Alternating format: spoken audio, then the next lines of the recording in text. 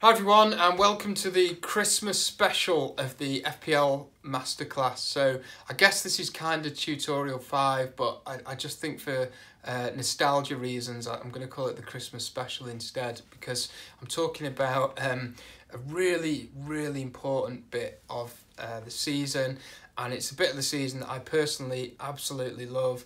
And I think we're going to love it even more this time because we've had this funny start to the first part of the season, which has been interrupted with a lot of international breaks. And now we're just going to get to gorge ourselves on chocolate, on alcohol, and on football and fantasy football. We've got 8 game weeks in the next 5.5 weeks. So today is, what day are we? 30th of November. So last day of November. And we've got... basically December, and the first weekend in January is jam-packed with Premier League action.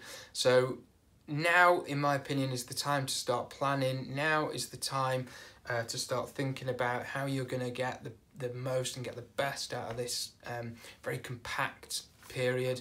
This is the time of season where you can go from a really average rank to shooting up the rankings.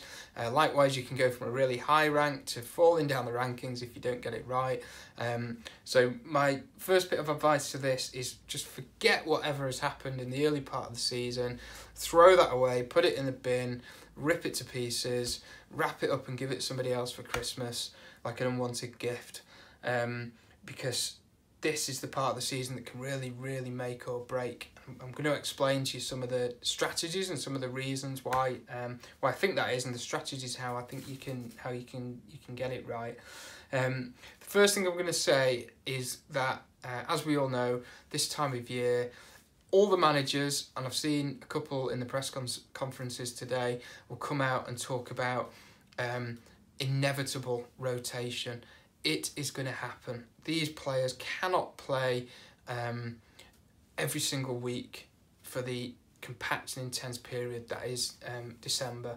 And I think those of you who look at some of the other videos that I do every week, the game week preview videos on YouTube, I've talked about that. I actually think this December is a bit unique in that other Christmases, and I think last year was a bit mad. Did anyone might remember this? I think did they play Saturday and then all play Monday? And everybody got really, all the managers got quite really upset because the games are too close together. But I've looked, and over the Christmas period, it's not too bad. It's kind of like Saturday, Tuesday, something like that. So there is a little bit of period of rest.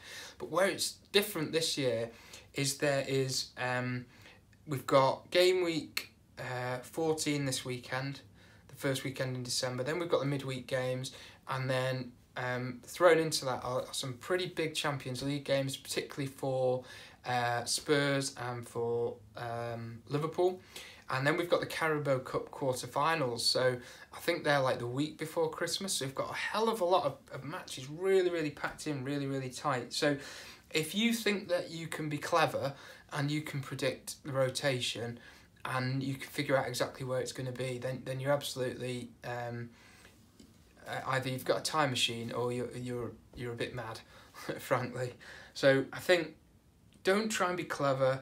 Don't try and think through it. What you need to do is I think minimalise the impact that rotation is going to have. So you need to pick players that are really important to those teams.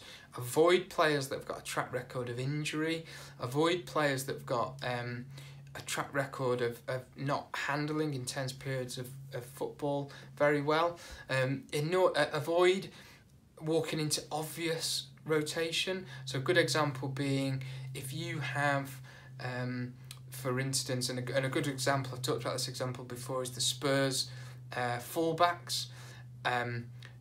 If you've got Ben Davies and Danny Rose is fit, I mean, it's pretty obvious this guy, they're going to balance and manage the games between them. So that makes it quite difficult. So be clever to minimalise the impact, but don't try and expect to get it completely right, because you just won't, and you won't be able to predict it. There'll be curveballs thrown out. What you need to do, I think there's 2 things you need to do to minimalise the impact. Number 1, and this is almost like FPL Rule 101, have a full squad of players. That's really, really important to have 15 players that you can pick from. That's really, really key. The second thing that's really key is getting your captain right. Now, let me explain that. If, let's say, the FPL gods work against you and you only have 9 out of your 15 players who end up being picked and the rest are all sat doing their Christmas shopping, or they're not in the squad, they're being rested. If you get your captain right every week throughout Christmas, that can still really carry you, especially as if they deliver. Their points are doubled, it'll cover the players that didn't play. All your rivals, all the other FPL managers, they've got problems with this rotation as well. So if you're clever, and I remember, what I've done over the years is, let's use Aguero for example. If he's played the last 2, so let's say he's played, and I'll just use day numbers rather to make it a bit easier in this example. If he's played, say, the 22nd, the 26th, and the next game week's the 28th, and he's played the full match, I'd be a bit worried about captaining him, especially if there's an obvious replacement sniffing around like a Jesus.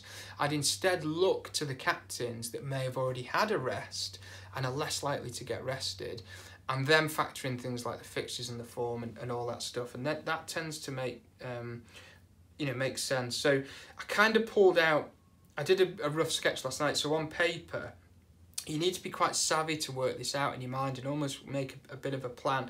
So if you start game week 14, on paper, I'd say Man City are the best, 15 is Spurs, 16 Arsenal, 17 Spurs, game week 18 Man City, 19 Spurs, 20 City and 21 Chelsea. So you can see there, you'd have to figure out a way to get in a good player from each of those teams, and also factor in people that aren't rested or rotated. So there's a little bit of planning needed to be done, but at the same time you need to be fluid with your planning, because you couldn't sit down like with that plan right now and go, oh great, I can sit back, I've cracked it, because you need to monitor the pitch time and make sure that you're trying to bring in people that have already had their rest at the right time. Of course, the advantage of the fast turnaround of the games is that you can make transfers obviously very, very quickly and change your team quite quickly, so you don't have to wait a week for the next game week. So the other thing is, it's definitely clever if you can to plan to carry a transfer, because then you've got a bit more power if you need to downgrade somebody. Let's say you need a little bit of extra money because you want to get rid of, let's say in this example, you want to get rid of Sané and you want Hazard, and you've got 2 transfers, you can switch out someone else and kind of make it work without doing tons of points hits. So that does bring me on quite nicely, speaking of points hits. I've done this over the years, and the majority of times it's worked. Famously, it didn't work, it might have been the last season or the year before, when I took out Harry Kane, and that wasn't a very good idea. It's when he went mad and scored back-to-back hat-tricks, but that's another story for another day. I've done it in the past where I've come into this part of the season when I'm at the start of the Christmas period and looked at players that I think I want to bring in, and I've almost done like a bit of a mini wild card. I don't mean go throw tons of points down the drain. I mean, maybe 8 or 12 points. If I think, and this is the test that you have to do, you have to think, if I took out these players, let's say you take out 5, maybe you've got a couple of transfers for free because you carried a transfer, will this bunch of players that I'm going to bring in outscore the incumbent players by the end of that Christmas period?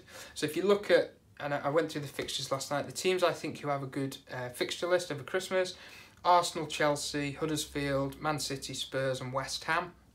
Players who not so good, teams that I don't think have very good fixtures at all are Bournemouth, Burnley and Liverpool. So straight away, hypothetically, if you have Mo Salah and maybe Callum Wilson, and you switch them out, and let's say that meant you could go for, what would be realistic? Let's say that meant you could get David Silva and Aubameyang, for example, and say that cost you 4 points.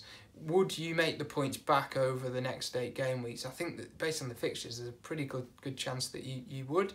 So you're scaling up that decision. You'd be making that on 2 or 3 other players as well. Of course, you need to do that, I think, earlier in the Christmas period to make, you've got, if you're taking a 4-point hit and you're planning it out over 8 game weeks, that's only half a point you've got to make back before you make a profit. Does that make sense? If you divide 4 points into 8, it's half.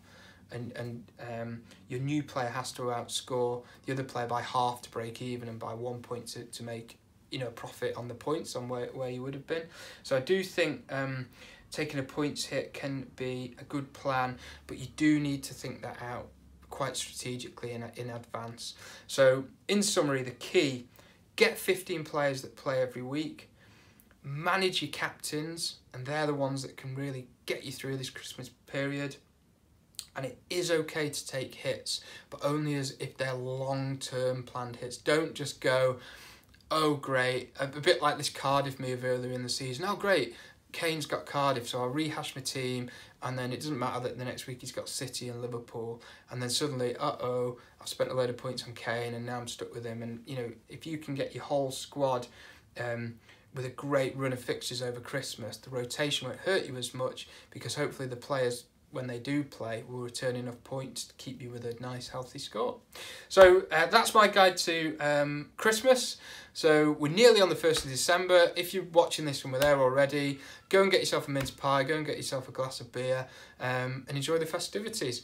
Thank you all for your support, loving doing this, and I'll speak to you again soon. Cheers.